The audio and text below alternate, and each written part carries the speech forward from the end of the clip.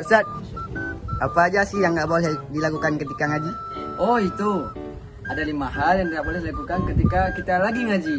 Yang pertama ialah jangan membuat keributan ketika lagi ngaji.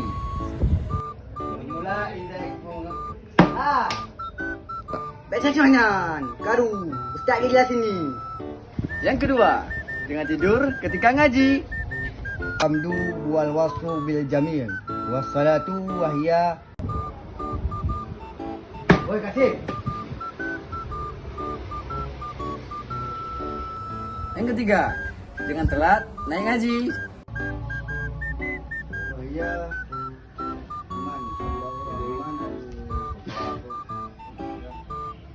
Nampak lambat. Kau jam makanya. Yang keempat, jangan main HP ketika